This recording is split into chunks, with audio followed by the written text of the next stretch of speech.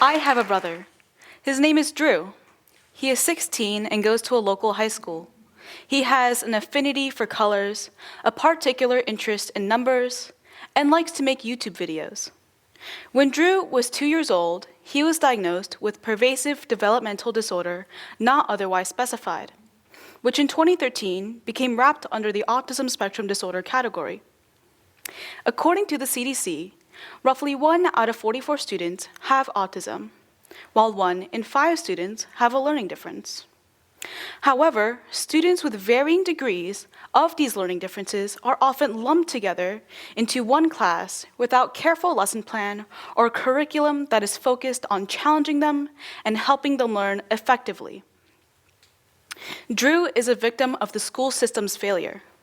He does not have severe learning difficulties or social obstacles, yet he gets treated as if he does due to this failure. So here's how we can improve the learning environment and experience for students like Drew, because special education has been doing terribly and hasn't been improving.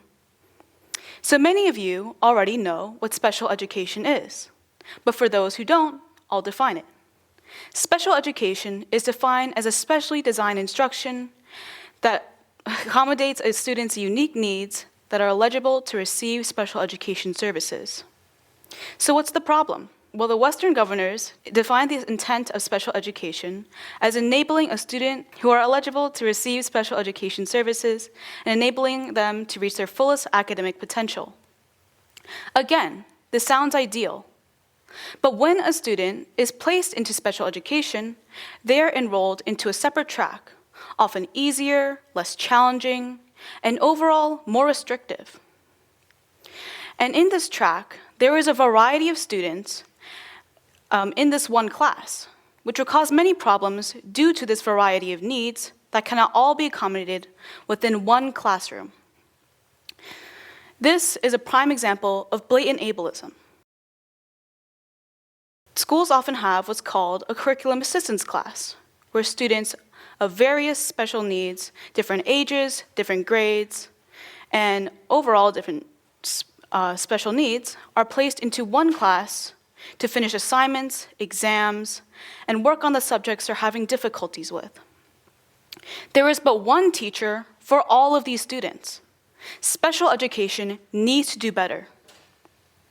And public schools, by law, are required to have special education, although most schools have a one-size-fits-all approach, despite having what's called an IEP, an Individualized Educational Program, or 504, which is basically the same thing. And the issue with these IEPs is that they emphasize a student's deficits rather than highlighting their strengths, which sets low expectations and misrepresents a student's academic potential. For instance, it pains me to see how my brother with high-functioning autism is infantilized with such an underwhelming math curriculum for a guy who mastered his multiplication tables by the age of 5. And I know that he has an untapped wealth of talent and knowledge that the system ignores. And although special education does grant more time to complete assignments and exams, they don't quite cover the fundamentals of learning that a neurotypical student already has. For instance, they don't quite teach neurodivergent students how to study in a way that most benefits them.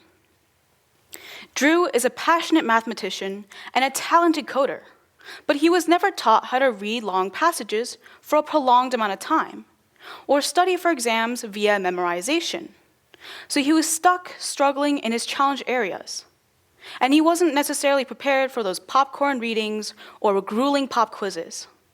Instead, Drew was placed into a singular track with a variety of learners that have a variety of needs, which resulted in low academic expectations and insufficient focus on individual student needs.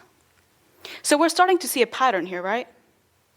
So, consequently, IEPs need to be recalibrated so that what's taught is presented in a meaningful way towards students in special education. So, if a student has more of a visual learner type of aspect, they would require more visual accommodations. And a student who is high functioning in a certain subject, such as math or history, should be granted more math-related or history-related classes. And not only using these facts and data that I'm just spewing out to you, we need to do something with it. We need to shatter the legal frameworks that fortify these issues. And we need time. We need more than just a day or month of activism. We need time. Because a cultural shift takes time, and a crucial, long-awaited turning point in history is ready to happen. In many North Carolina districts, the amount of students in special education greatly outnumbers what the state funding cap allows. Currently, special education isn't truly funded, with a state education funding cap of 12.75% since 1993, when there has been nearly a 20% increase in students who require these services. So this is a primary issue in special education, the budget problems. Since schools need to pay their special attention to special education, we would need to recalibrate the IEPs and special education programs because nearly 14% of students in North Carolina qualify for these services, a minority that needs more funding. Because without the appropriate funding, schools hire untrained teachers who misclassify students into special education, and then leave them in the dust due to a shortage of essential resources and people for delivering effective lessons. Moreover, special education teachers need the proper training for their job. The only qualification to be a special education teacher is a bachelor's degree in entry-level education. And special education teachers make the same amount, if not lower, than what a mainstream teacher would make, despite working with students who have a range of learning, cognitive, emotional, or physical differences.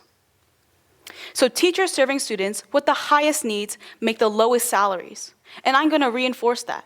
Teachers serving students with the highest needs make the lowest salaries. According to public records, the average special education teacher in North Carolina makes anywhere from $29,000 to $55,000 a year, while a mainstream teacher in that same school would make anywhere from $50,000 to $88,000 a year. And being a special education teacher is a specialized job, which requires specialized training, such as a bachelor's or master's degree in special education, and learning to accommodate those with a variety of learning differences.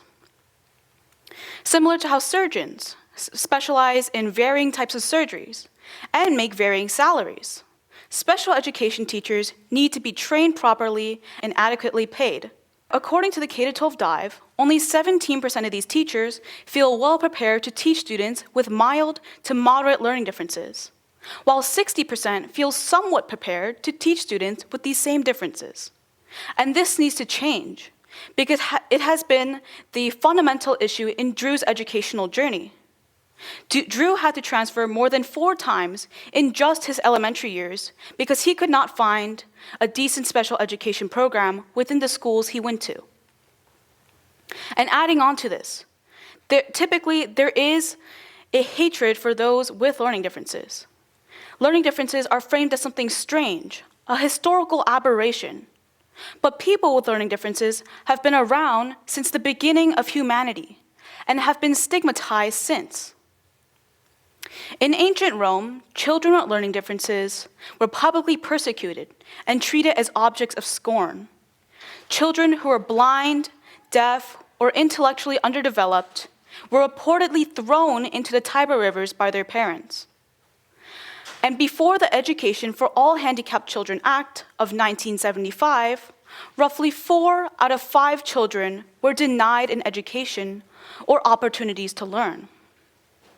So reinforcing the part that there is a historical hatred towards those with learning differences. And even nowadays, even though we aren't throwing people into rivers, there still are so many negative connotations attached to those with learning differences, such as the words slow, atypical, special needs, or autistic, or even the R slur being used to describe those with learning differences. And these microaggressions have been normalized and are only becoming worse.